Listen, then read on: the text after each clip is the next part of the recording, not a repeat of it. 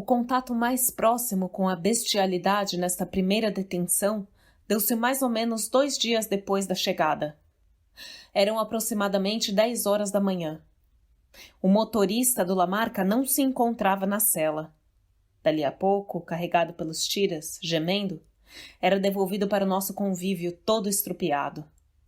Pulsos e tornozelos azulados, arroxeados, hematomas generalizados. Mais calmo, contou depois a sessão porque acabara de passar. Mais tarde, apareceram alguns policiais, ao que parece, de outra equipe. Caminham em direção ao X1. Um deles, paternal, dirige a palavra ao paciente. Como é, meu? O que houve? Você ia indo tão bem até ontem. O que tá acontecendo? Porra! Esses caras estão querendo me matar.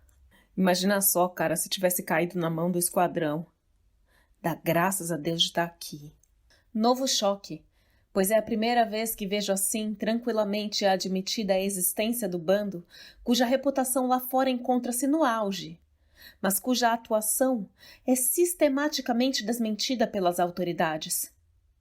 É claro que não se podia levar a sério nem dar crédito algum aos desmentidos oficiais, também de praxe, quanto à existência de presos políticos e tortura nas prisões.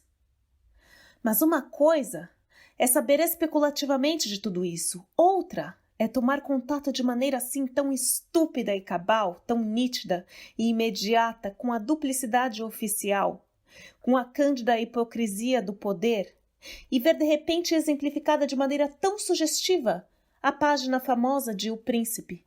É até com certo pejo que me lembro da ingenuidade de então e da reação que me passou pelo espírito. Uai, pensei idiotamente, mas o esquadrão não está reservado aos marginais? Não demoraria para que as sutilezas baseadas nestas vagas categorias da ideologia jurídica sofressem um definitivo abalo por parte da realidade da repressão que acabaria, na sua voracidade, por misturar os gêneros, por enfiar em um mesmo saco os desviantes de todos os calibres, os transviados de todos os tipos, pondo no encalço dos políticos aqueles mesmos que haviam se adestrado e especializado na fabricação dos pobres presuntos perfurados. O sinal de partida, aliás, fora dado já no final do ano passado, com o assassinato de Marighella. Corinthians e Santos. Lembra? 10 marginais por cada policial morto.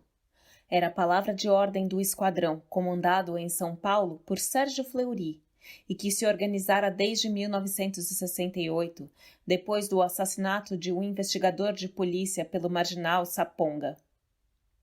Paralelamente à eliminação das vítimas, a quadrilha desenvolvia, desde então, verdadeira campanha publicitária através de misteriosos telefonemas anônimos à imprensa, que se encarregaria em poucos meses de celebrizar a denominação Esquadrão da Morte.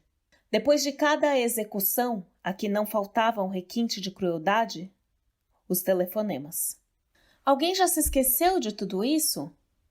Não teria havido, a partir de determinado momento, a esquadronização geral, uma institucionalização nacional daqueles métodos que apenas começavam a ser utilizados, agora também, para os que ousavam a erguer-se contra o regime?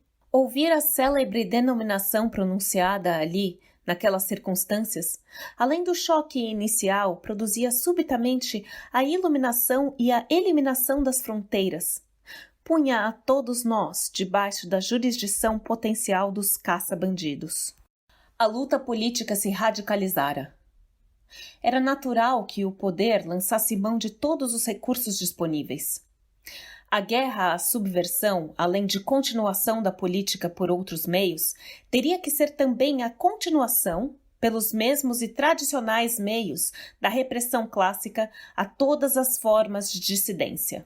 Os quadros estritos da política tinham sido incorporados à resistência armada e, entre a contestação propriamente política e a rebelião individual primitiva, haveria a partir de então intercâmbio, enriquecimento e mimesis contínua. Não deveríamos também fazer datar destes anos a ruptura com os padrões políticos vigentes, a passagem para um novo estágio, O abandono daqueles tempos idílicos em que a violência do poder convivera com a bucólica paz das ideologias dominantes? Há algo que se rompe, pois não é impunemente que se passa pela experiência da prisão, assim como não se passa impune pela experiência de prender e torturar. Contaminação recíproca, perda de inocência de um e outro lado e profunda crise ideológica de ambos os lados, cujas repercussões até hoje persistem.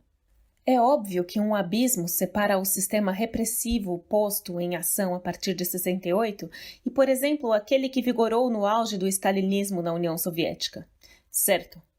Muitos dos métodos de tortura foram idênticos e, lá como cá, o desempenho do poder de polícia parece fornecer demonstração eloquente de como são universais e invariáveis as estruturas do imaginário repressivo. A passagem pelos subterrâneos do regime, o contato com o avesso do milagre eram, nessas condições, a ocasião para um aprendizado tão importante quanto inútil, pelo menos durante muitos anos. Mas, de qualquer maneira, a experiência decisiva no interior da selvagem fenomenologia. Guinada. Depois dela, depois de termos ingressado no espaço da ficção oficial, passávamos para outra figura do espírito, para o delírio em cujo breus aparecem comprometidas as fronteiras entre o imaginário e o real. Tudo teria sido então pura ficção. Tudo ficará por isso mesmo. A dor, que continua doendo até hoje e que vai acabar por me matar se irrealiza, transmuda-se em simples ocorrência equívoca, suscetível a uma infinidade de interpretações, de versões das mais arbitrárias. Embora a dor que vai me matar continue doendo, bem presente no meu corpo, ferida aberta, latejando na memória. Daí, a necessidade do registro rigoroso da experiência, da sua descrição, da constituição do material fenomenológico, da sua transcrição literária. Contra a ficção do gênio maligno oficial, se opõe um minucioso relato histórico, e é da boa mira neste alvo que depende o rigor do discurso.